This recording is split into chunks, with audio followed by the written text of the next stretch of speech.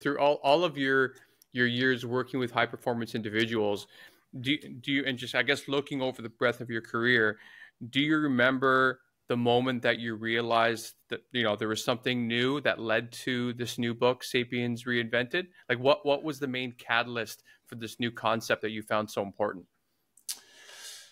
I think it's been building for a long time. I mean, you can't be alive today and not see the carnage that's going on a worldwide basis in terms of the violence and aggression everywhere in the world.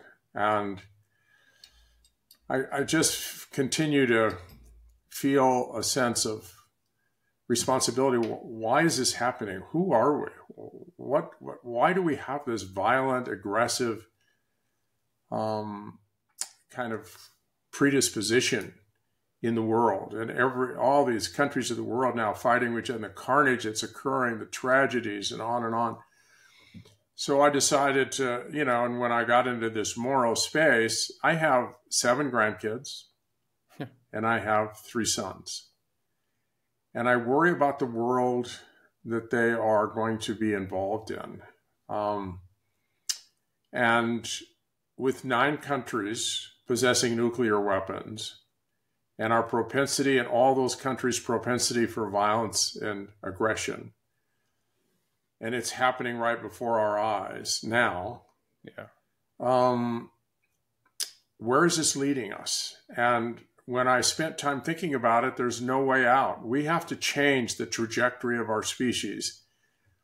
This coded mandate, number one issue, is to survive at all costs. That's survival. That's our number one driven instinct. And then number 2 is to ensure the survival of our progeny, of our offspring. That's what drives us. And that's how our moral code is really reflected, is, am I surviving myself? And then we realize, hey, wait a minute, we're the only species that knows we're going to die. We can't live forever. So now you got to amass as much as you can for all of your tribe, your village. And then we begin to look at, when there's a competition for resources, and there often has been and still is, we give the highest priority to our own. So we start talking about us and them. And us are treated differently. Compassion and warmth and love are reserved for our own group, special species. But and then we dehumanize those that actually are different from us. And once they're dehumanized, we can commit any atrocity in the name of morality, that we're actually cleaning up a parasite. Right. And we're preserving our own nation, tribe, and whatever we have to do, that's how we will judge ourselves, and judge ourselves as a nation or tribe.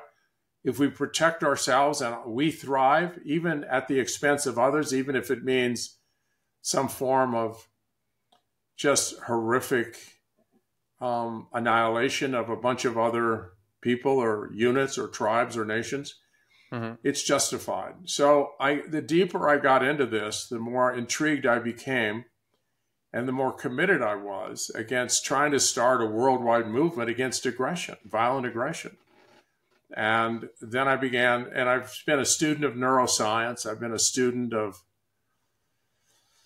emotional training, and it's a big part of what we do in the performance arena and mental training. And so I started applying, well, what is a possible solution here? And are we lemmings going to the cliff, and that Homo sapiens will basically destroy itself? The book is about preventing Homo sapiens from destroying itself. And that's where we're headed. And it's pretty inevitable if we don't change, because we have weapons now. We're not throwing rocks and sticks. We've evolved now to weapons that are so unimaginably horrific. And we believe we can control the world as Hitler did. He felt he could control who lived and who died on planet Earth and develop the perfect species.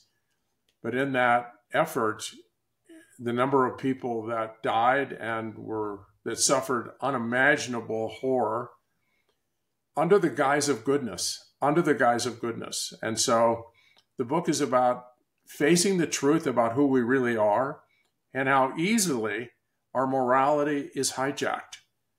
And what the only hope I can see is with our youth, our children. This book is for parents, teachers, and coaches who have interactions with young people, because their brains are particularly amenable to training. And we have learned how to domesticate animals and pretty much eliminate their aggression, particularly canines. Yeah. And we need to, it's what I refer to it as a self-domestication process, where we domesticate our own species. And in place of that is it's really referred to as the empathy or compassion network, where we strengthen our connection to others, our caring and concern, empathy for others, our compassion for others. The more empathy you have for another human being, the less likely you will do anything that hurts them. And so there's been a lot of science behind this. A guy by the name of Simon Baron-Cohen wrote a book called The Science of Evil. And he spent a lot of time looking at what the solutions, and his final take was it was consistent with what I ultimately believe was the answer. He said that the only answer to evilness is empathy. And it's really that walk in the shoes of others. Once you understand them, once you care about another human being, you're not likely to commit violence, acts of violence, and you'll find another way. And so this program that's laid out, a 20-week program in the book, is about how do you train young people whose brains are very malleable and they're very plastic, to replace this innate coded mandate to answer problems with aggression, sometimes violent aggression, starting with your little brother and sister. And I now have a lot of families who are using it. And it's unbelievable the change that they report it's making in their children and their aggressiveness towards others, and most importantly, to their own siblings.